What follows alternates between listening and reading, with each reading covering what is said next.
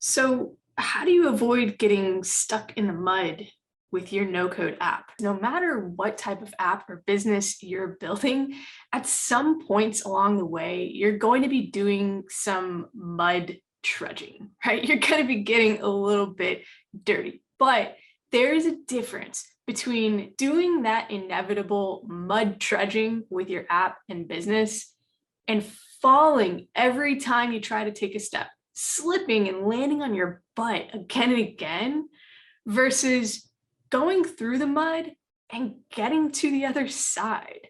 And today we're going to talk about how to take that second path where the mud is coming, we already know it, but you're going to get to the other side and launch your app and grow your business.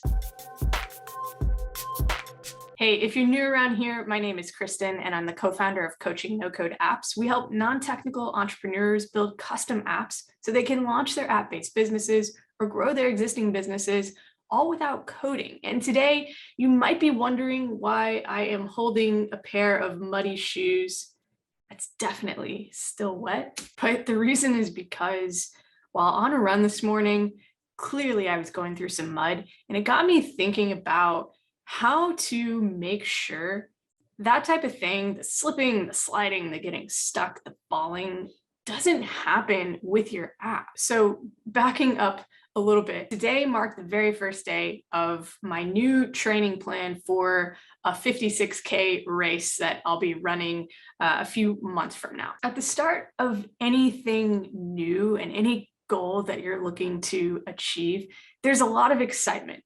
You have the goal in mind. In this case, it's that race that's coming up, and you get prepared for the very start of reaching that goal. In this case, I went out and got a new pair of shoes. But no matter how much excitement you have going into it, you take your very first step and you're gonna come up against some mud. So for me this morning, I knew the path that I was going to take for my run, a mud-free path. But I decided to mix things up and go explore a different route and see what there was out there. And what I found was a lot of mud. I was slipping, I was sliding. I mean, you saw the shoes, they are covered in it now. That's the thing I see happening with a lot of people's apps. They come into this and they have this really big idea in their mind, and they have the enthusiasm at the very start.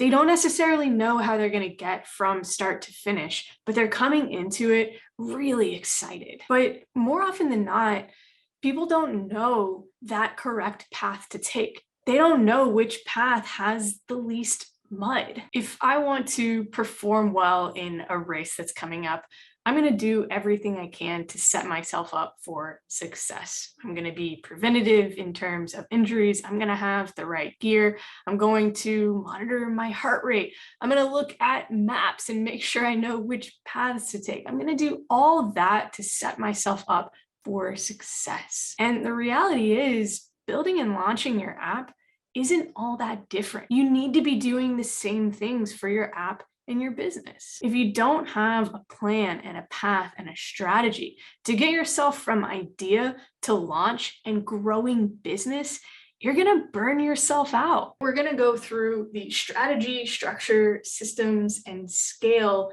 methodology that we take our own clients through, so you can understand how to go from idea to launch and then growth as successfully and mud-free as possible. All right, so first up, we have strategy. Think about this as being the roadmap for your app and the launch and ultimate growth of your business. This is kind of like making sure you are following the path without the mud versus veering off and getting stuck in the mud. We spend a lot of time with our entrepreneurs on strategy, but I want to give you some quick hit points to keep in mind. One is the problem and the outcome that your app is aimed at. So we have the problem here and the outcome.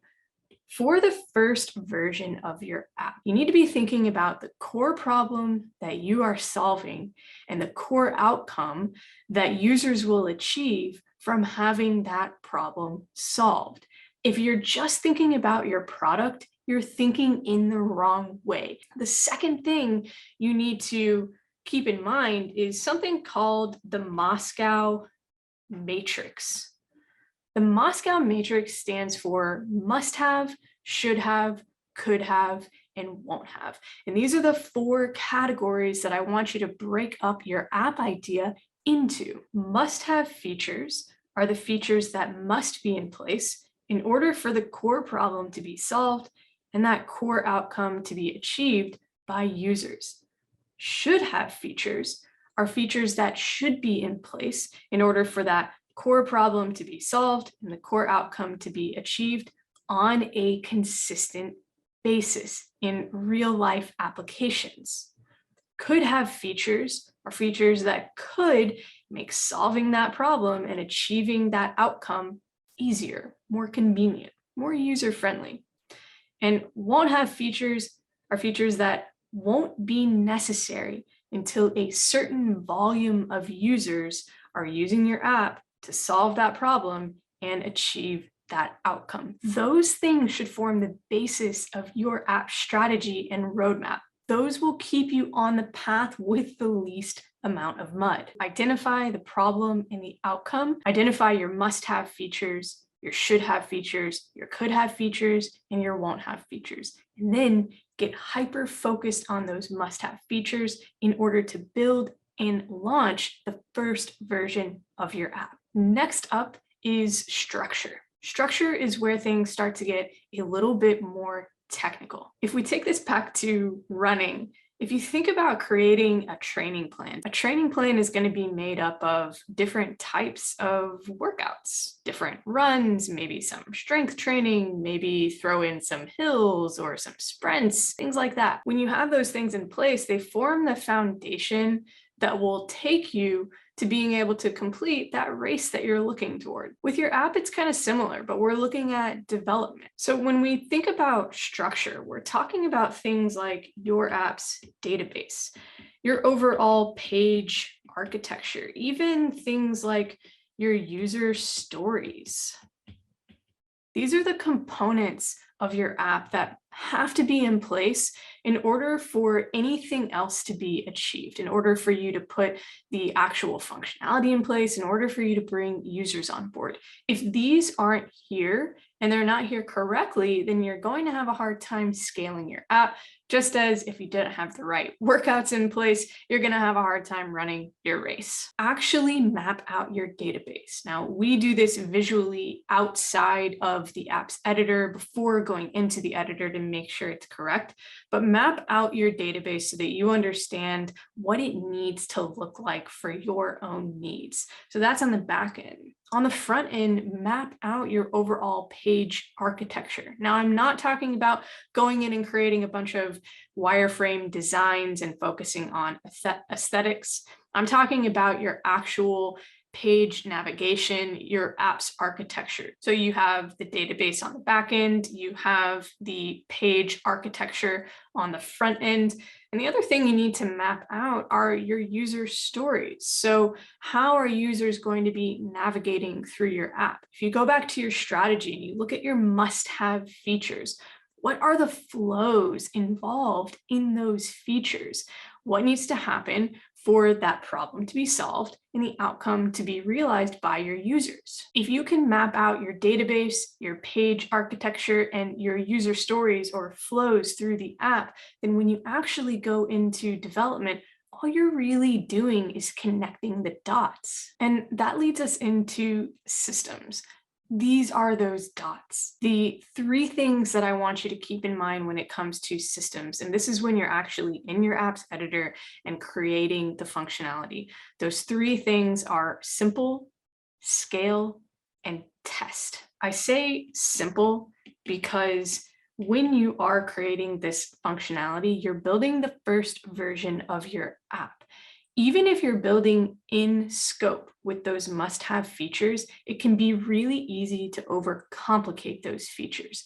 All you need to do is solve that core problem and enable that core outcome. And you need to do it in the simplest way possible. And the reason is because simple scales. That's the reality. Creating all of these complex features in the very first version of your app, it's just not scalable. It's not scalable from a development standpoint because when you are personally building your app, you're also learning a lot at the same time. You need to start in the simplest ways because that is going to create the best, most concrete functionality possible. But we're also looking at this from a business strategic standpoint.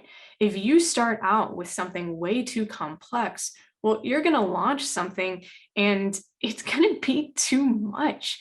You need to do the least to get the most. What you're aiming to do with this first version of your app is get feedback on if and how your app is viable at scale. And you don't need a complex application to do that. What's the minimum effective dose that solves that problem and enables that outcome? From there, you can scale on top of it. And lastly, testing.